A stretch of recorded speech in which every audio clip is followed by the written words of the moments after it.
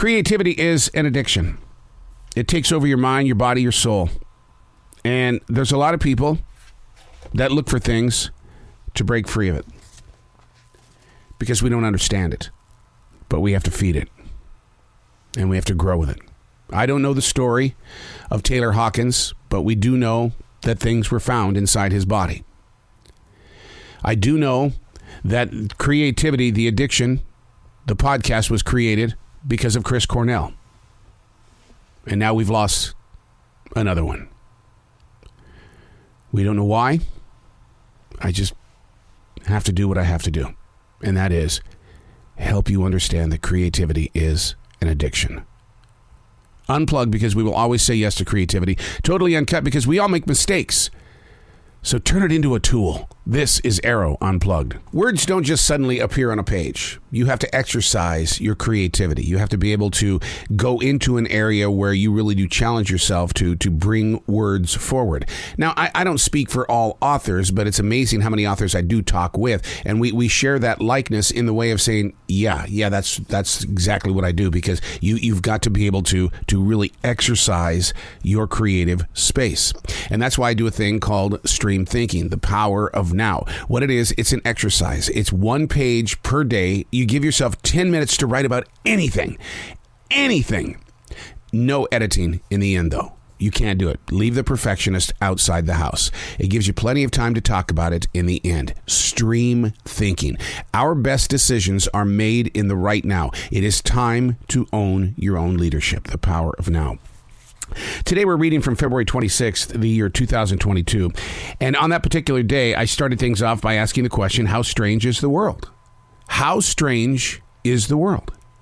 And right away through Stream Thinking, I openly admit, can't we say that about every year and every decade? How strange is the world?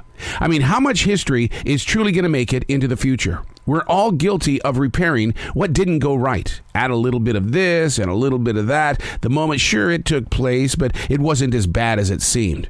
Or we can flat out deny any wrongdoing and hope that the future doesn't spy on our path. Is that what the Russians are doing with Ukraine? Forgetting absolutely what they did in Afghanistan on December 24th, 1979? How about August 1st, 2008 in Georgia? It's illegal for people to protest in Russia, and if you're a journalist, the vow to speak up, well, freedom of speech, it isn't accepted. For 2 years, we have battled COVID-19, and now Russia has created a super spreader. The Spanish flu took over the world in the final moments of World War I. How strong is the world today? Well, at the present time, nobody can predict the current conditions, especially when it comes to global warming. How will history be bent?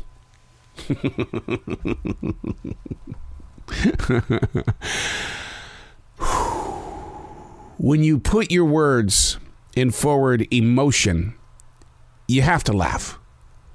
Because that is the emotion you want to put out there, because you don't want to stay in that area where it kind of looks like he was depressed or he was filled with anxiety.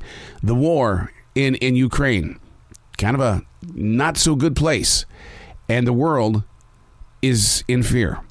Maybe not the type of fear that we've had in other world wars, but because we don't have any real documentations of what people were experiencing. Did they really know about World War I and World War II? Or was it one of those little films that would play right before a movie inside a theater? And the guy would go, well, this is what's going on right now in Germany. And that's how people got a lot of their news, was during those short films. But today, something could happen in Ukraine, and within seconds, the world knows. How strange is this world? But can't we say that about every year and every decade? How much history will truly make it into the future? How do you react when Facebook says, here's a photograph that you posted 10 years ago? I usually go, geez, 10 years have already gone by? Even worse, why did I even post that picture? My God, my hair looked like crap.